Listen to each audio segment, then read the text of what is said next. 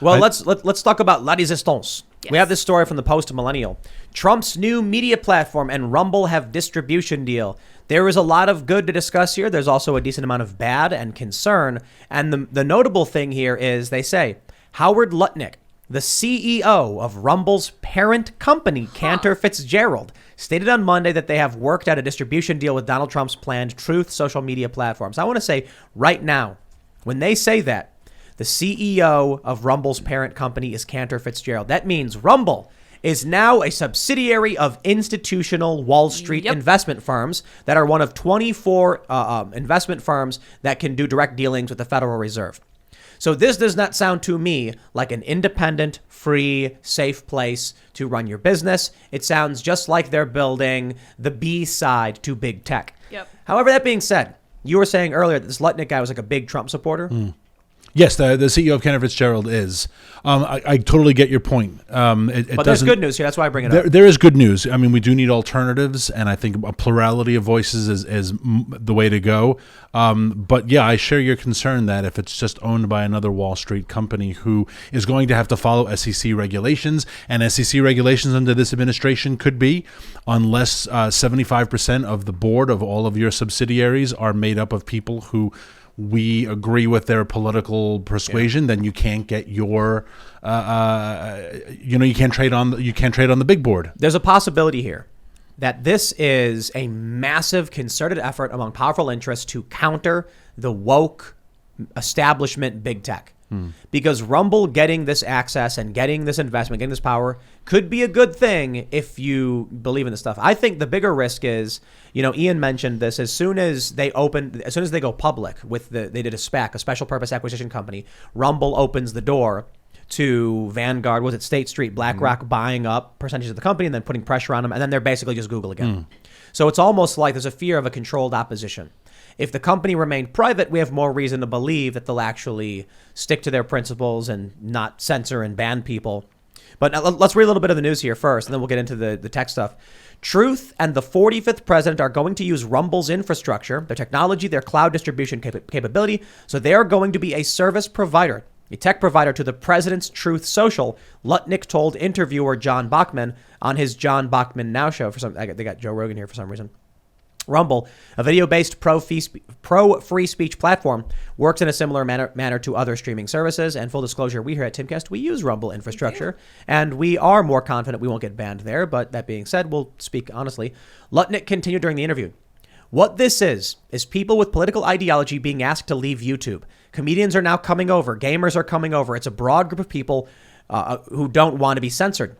They want to be able to speak their minds, speak their truths, and speak their opinions. So I think Rumble, which is neutral down the middle, I think it's going to get a huge following of people who just want to speak their minds. Lutnick further iterated that Rumble, after the deal struck with this company, will now have the money to now go do whatever they want to do. I mean, that's potentially good news, right? Right off the bat. This means that all of the people who are worried about not having a way to compete with YouTube's infrastructure can now go somewhere else, and there's going to be revenue there. What Rumble needs to do right now is they need to use as much money as they can to create a comparable partner program that YouTube has. Because the number one thing that keeps people from leaving this platform is audience size, but more importantly, for newer creators and new talent, it's the fact that YouTube is subsidized by Google, Alphabet, whatever. So YouTube costs Google money, but they subsidize it so that people stay on this platform. If Rumble can do the same thing, and I also think they do got to clean up their interface, and their website needs it's a little messy. Then people are going to be like, look, if I'm going to start a channel somewhere, why go on YouTube? Someone who's making a new channel is going to speak out and speak up against all of this, this BS going on around the world. They're going to say, if I go on YouTube, I'll get a strike, right? Like Elijah Schaefer and Sydney Watson, for instance, on You Are Here, they've gotten how many strikes already? Like takedowns, a couple? Yeah. Already, and the show's new. So there's going to be a lot of people being like, I just do it on Rumble. I don't have, people without big followings, without a ton of followers will just be like, I'll start a Rumble channel. And then at the very least, I can make money there the exact same way I could make it on YouTube.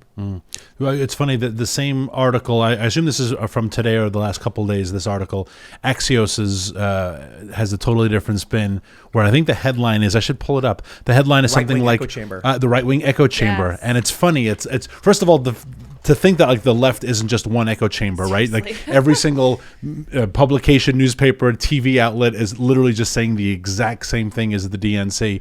And it's insulting to call it an echo chamber because it's not. It's a platform. Well, but it's just it's Axios's spin. We have the article right here. This is how the media lies, right? Right wing builds its own echo chamber is an opinion, and it's also incorrect. It's a false framing. But for them to put this on a news article, it shows you the why we need alternative platforms in a way to counter this. It's not an echo chamber. Just because different right-wing websites exist doesn't mean people don't read other news. An echo chamber would be a cultural phenomenon where people are like, I'm not going to watch any other news. But we know from the data, conservatives get about a third of their news from mainstream liberal or leftist sources, whereas liberals get 5%. So what we're actually seeing here, the news is right-wing media emerges. And it's not even right-wing. It's independent, moderate, libertarian, and conservative. You know it's an echo chamber? The YouTube front page. You go on that, and it's the same voices, the same political opinions regurgitated to you in so many different formats. I'm skeptical. Apple News. Whenever you swipe to the left and you get to the news thing, look at Apple. Look at the top stories on Apple News echo chamber. Sorry. Same talking points, same headlines, same kind of narrative. Nothing deviating from, of course, the larger agenda that's set against the American people. But I'm skeptical of Rumble, but it's going to be very interesting to see how they're going to kind of traverse this online landscape, where they're going to go, how they're going to be different, or if they're just going to be sellouts. I'm skeptical because of things like the ESG, the environmental, social justice, and government's social credit score that a lot of top companies have to be compliant with. And the more essentially woke you are, the more you sell out to the agenda and narrative, the better score you have, the more investment money you have, the more economic opportunities you have, the better evaluations you have. So this is a key indicator of how it's going to be playing out for many large corporations. So to see Rumble in this system, if it's going to be played by it, if it's going to be destroyed by it, I think it's worth starting a conversation about, because it's going to be very interesting to see if this is just going to be another sellout major big tech company that has a bunch of people at the top who want to make a bunch of money, or if it's going to be something that actually challenges the status quo, challenges the current infrastructure that people have to fight with, that destroys free speech in the First Amendment. I think it's like, challenge me. The stronger you the push, the more powerful I become. Yes, challenge me, get bigger, get stronger, and then I'll buy you. Well, do it. They have the One Ring. They're trying to defeat Sauron with another One Ring. They're like, I can do it. I can withstand the pressure of being having $1 billion centralized social network with proprietary. No one can withstand that, man. They're coming with billions and billions, and SEC's coming, and the government's coming. Like, it's not Chris's company anymore. Rumble's gone. It's not, Chris. But I still think this is a big net positive, as much as I don't think it's a permanent solution. They mentioned at Post Millennial that Trump's anti-big tech social media startup raised $1 billion from investors over the weekend to fund the digital venture. Quote, $1 billion sends an important message to big tech that censorship and political discrimination must end. America is ready for Truth Social, a platform that will not discriminate on the basis of political ideology, Trump stated. This will be interesting because, look, I signed up for a Rumble. I'm sorry, not Rumble, Parler. We are on Rumble, but I signed up for Parler. Like, okay, this is like the 80th time they've been like, this is the alternative. And then Trump now, I guess he's using the Mastodon code to launch his own version. Yeah, and they've acknowledged that as of yesterday. Oh, okay. Well, at any rate, this is one I will actually immediately sign up for. I'll be like, okay, I'll use this because it's Donald Trump. There's power behind it, and there's going to be a big push from everybody who wants to follow Donald Trump to be on that platform that makes it viable. One of the things that makes it really difficult for all these other alternative platforms is, are there people there to talk to? Yes. YouTube's got it, Twitter's got it, Facebook has it, but no one really cares about Facebook for the most part. Now, these alternatives, they don't really have it that much. Even Rumble does not really have it. So what they did was they got, they paid for people like Siraj has a show there, right? Yeah. And Glenn Greenwald and a few other people were paid by Rumble to do, programming on their platform because they need people. Otherwise, why would you go there? Yeah. All of this stacking up, I actually think we might be saying what I've long been asking for. So I don't want to rain on the parade. Now that we're seeing this deal and we're seeing this investment in this infrastructure, it looks like a lot of free speech voices, or at the very least people who are mad about being censored, are being like, if we don't do something against big tech, we will lose. And I've been saying that over and over again. They think they can go in and say Section 230 reform. And I'm like, yo, you're sitting on fat stacks. Why don't you just be like, okay, here's $10 million to fund the initial infrastructure to get this going? Well, now there's $1 billion, and it was raised by investors buying through the SPAC. So all in all, I think it's pretty good news. But of course, well, and we're going to get into the important part here. Did you think, my friends, it would be that easy? From CNBC, Trump SPAC under investigation by federal regulators, including the SEC. The SEC and FINRA probes were disclosed by a filing by Digital World Acquisition Corp., the special purpose acquisition company on track to merge with Trump Media and Technology Group. They're already fighting back. The government is coming after Trump and a social media platform because I think it actually is a threat to their established narrative BS. It's going to be interesting because Trump kind of plays like he's a part of the establishment and then kind of counters the establishment.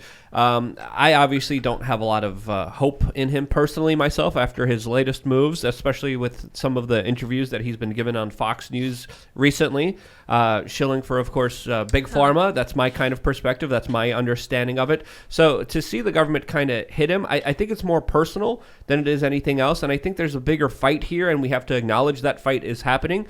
But I still see it as one wing of the same bird kind of slapping each other at the end of the day, from my own perspective. I think if you are the social media platforms, look at what Zuckerberg did in the 2020 election through Facebook.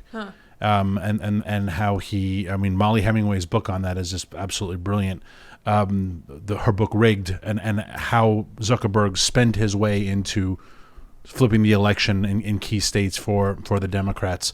They're not going to give up that power pretty easily. So I'm not surprised that the FEC is going after this or the SEC is going after it because they don't want to lose their power. And the Biden administration, they use government authoritatively whenever they get the chance. That's the lesson they learned from Obama also. Heck, today also Merrick Garland announced he's suing the state of Texas again because of their redistricting, because they don't want the districts drawn that way, because they don't want it drawn that way, because they want to turn Texas blue. So what is their lawsuit based on? Based on the fact that we don't like Texas. And what did Bill Barr do? Nothing. Nothing. Look, Republicans and Democrats, they're both establishment. The reason the Republicans haven't been doing anything for years is because they're just stopping the populist movement and the working class from actually getting anything done. And the Democrats, because they have a bunch of ignorant young people just marching blindly behind them, they're able to, crack the whip and get away with it because of the tribal nature of what they're doing. But this should be alarm bells to anybody. Trump starts a media company and all of a sudden the SEC is investigating. Dude, I'm calling BS on that. Come on. We saw what happened with Obama and the Tea Party and the IRS using the power of the government to harass and coerce and go after anyone who opposes you. Yep, this is just them vying for power. And when they have power, they, of course, conceal it for themselves, use it for their own personal benefit. And when you see it from that perspective, these larger kind of spats and fights kind of do make sense because it's, the left wing versus the right wing. So we have seen this abused so much. And I remember even doing a news story about 10 years ago talking about how social media could decide elections. There was numerous studies being done that came to the conclusion saying if you just tweak the algorithm a little bit, if you just tweak what people see and don't see, you could literally change the future of this country. This was something that we were talking about 10 years ago. I think this has become something that's not just a possibility. I think it's a reality. And I think we need to acknowledge what you mentioned is that big tech social media does affect elections, does affect who gets voted in, and of course they have a clear side with anyone who of course does their bidding, who of course anyone who works for them and is willing to help them out at the end of the day. And they have a pure financial interest, right? Look at some of the players in this, not social media, but it's media. Michael Bloomberg, one of the top 10 richest people in the nation. The two guys from Google, Alphabet, top 5 richest people in the nation. Zuckerberg, top 5 richest people in the. Eric Schmidt, who goes to Bilderberg and Burning Man. Yeah. And then he's the man who helped start one of the major super PACs that of course spread the first kind of term of Russian collusion. Yeah. So they're integrated in so many different ways. Eric Schmidt said that he supports Hillary Clinton. He backed her in so many different ways, but there's so many other things happening behind the scenes that aren't even public, that we don't even know about, that truly do highlight the bigger power plays at hand here behind the scenes. And obviously right now the power establishment that's in charge is the corporate neoliberal fascistic establishment that is parading itself as a social justice warrior woke ideology, when in reality they are technocrats, and that's exactly what I would call them. Absolutely, and total authoritarians, because they also support Black Lives Matter. If you ask them, we're all behind the Russia collusion. They probably all support vaccine mandates, and they're all worth $65 billion. They only support Black Lives Matter when it supports their divide and conquer agenda, when at the same time they pass initiatives that largely discriminate against them, just like these larger vax mandates predominantly discriminate against black people. And now not only their opportunity to go to places inside, but now their opportunity to even find a job. Where in New York City, predominantly the majority of people who haven't taken the vaccine are black. Now they can't get a job. No. So can't go to the library. You can't go to the library. You can't get on a bus. Do anything. You can't. They took away all of their economic opportunities, but these are the same people cheerleading. We support Black Lives Matter no matter what. No, you don't. You support your agenda and your power grabs. They use the power of the government to crush their opposition. Yep. Exactly. But we got something interesting here. Devin Nunes is retiring. Oh, yeah. So he's going to be joining the Trump media firm. And I can't say I'm surprised that the feds are going after Trump's media firm, but he wrote a letter. He basically said, Nunes said in a letter to his constituents that he'll be leaving at the end of 2021 prior to the 2022 midterms. Recently, I was presented with an opportunity to fight for the most important issues I believe in. I'm writing to let you know I've decided to pursue this opportunity, and therefore I will be leaving the House of Representatives at the end of 2021. Rest assured, I have not by any means given up our collective fight. I'll just be pursuing it through other means. So Nunes announced his resignation. The Trump and Media Technology Group released a statement saying Nunes would be the company's chief executive officer. I would love to see to have Devin on the show to discuss this, Mr. Nunes, Congressman, and talk about what's going on with this, because I certainly believe Devin Nunes is a fighter. I've been concerned about what's been happening with like the acquisition of locals and stuff. Seeing this, I do think there's another risk of big tech. Just because they say they're going to protect us and protect our rights and allow free speech doesn't mean that in 5 years' time they actually will. It'll be other people with other interests, another agenda in power, and the ability to censor you. So I'm all about decentralizing this stuff and then hooking it into the machine. What these people have been doing, have been building a centralized system just to give themselves power. So it's one thing to be like, I believe everyone should have access to communication, and then it's another thing to see two warring factions arguing over which one of them gets to have control over the means of communication. Right. Yeah. I think the interesting thing about Nunes retiring, I just wanted to confirm that he is from California. Yes, he is from California, which means the governor will announce his replacement. Pelosi does not have a very big majority. He would not risk the larger right-of-center agenda if he thought anything was in risk. So I think Devin Nunes knows nothing's going to happen next year. Like my being there or replacing me with a Democrat is going to mean absolutely nothing to the agenda. Well, what does that mean? Does that mean the Republicans are or aren't going to win? That means that the House will be in total stall next year. They're not going to get anything through the Senate. That they'll just be on vacation. That's my hunch. I don't think he would leave if he was like, until the midterm elections. Yeah, we have these really big bills that are coming up. I got to be there because we only have a 3-vote lead. Right. He's like, he's right. Doesn't make a difference. No, he's right. I mean, it's tribal right now. The Democrats have the House, and it's not going to be until January 3rd, 2023 before even if the red wave happens. And think of how sad that is in terms of just civics, that we are already dismissing all of next year. Nothing will happen in DC. That's billions a good thing. I like that. It is. That sounds great to me. But what a colossal waste of space and time and money. All these people are going to be flying here, and they're going to be having meetings. You just described you described the perfect definition of government right there. Exactly. That was it. Say that sentence again. They're going to be hauling all people like you money in, and they're going to have these hearings. But no, it's just how embarrassing is it? Like it's all just a joke. It's just a huge. It always waste. was. I know. It always has been, and it always was. And I think a stagnant government that keeps fighting itself and doesn't accomplish anything and doesn't pass new rules and laws is the best government. Yeah. An inactive government is the best government people could ask for because it doesn't get involved in anyone's business. I disagree, Luke, at this point. A government that begins repealing laws and adding sunset clauses existing laws is the kind of government we need. If the Republicans had a backbone and actually did some of that, I would agree with you, but they don't. They Right. usually comply, and they just want to add new bureaucracies, new jurisdictions, and new regulations that gives them power and gives them authority.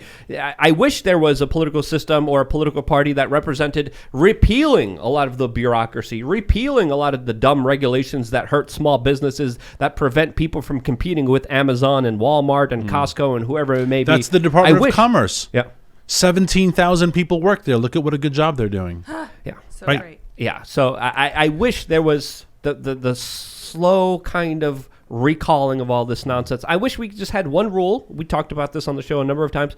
Just make a sunset clause on all laws, on all rules, on Yes, all all of regulations. them. Just let them expire. Please, because there's so much bull crap that the average American has to deal with every single day when it comes to a mafioso, middleman, government thug interfering in their livelihoods. It's impossible to make ends meet for a lot of I people. wish the founding fathers added an additional amendment that the Constitution can be amended in these ways. However, statutory laws passed by Congress will all have a natural sunset period, and the reason for that is. And they could have done like a natural sunset of 20 years or something to recognize rules change by generation, and new generations coming in will need to assess the rules of the previous generation to determine if they're still applicable to what our society is like today. And I think then you have the Constitution, which is mostly immutable. It's very difficult to change, but can be amended if everyone comes together and mostly agrees.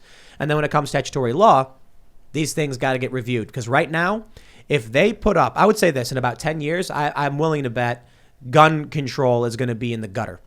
2A advocates are winning. They're winning like crazy. And that means the younger generation, the leftists who are pro-gun, and the right populists and the independents and libertarians are winning on this front. Absolutely, they would be like, oh, we're going to review this NFA thing, throw it in the gutter. That being said, they can go in and then be like, hey, we're all going to vote to throw this NFA thing in the gutter. So that's, in my opinion, a good thing. But I think with sunset clauses, it makes it happen a little bit faster. Whereas you might need a certain amount of votes to get past a filibuster or get it through a veto. With the sunset, if they don't vote to uphold it, it's just gone. Whereas right now, if they say, we're going to pass the repealing the NFA Act, and then Biden's just like vetoed, get out of here. And then they're like, we can't get the 2/3 majority to override the veto, so you can't do it. With the sunset, they just be like, ain't nobody voting for it. So we got a simple majority. It's out. That'd be fantastic. Thanks for checking out this segment from the Timcast IRL podcast. If you want to watch live, you can check out this channel Monday through Friday at 8 p.m. And don't forget to smash that like button, subscribe to this channel, and if you want more unfiltered and uncensored content with all of these guests, go to timcast.com and become a member. All of these guests you know and love in exclusive segments on our website where we are unrestricted in what we talk about, so you'll definitely not want to miss it. Thanks for hanging out. We'll see you all next time.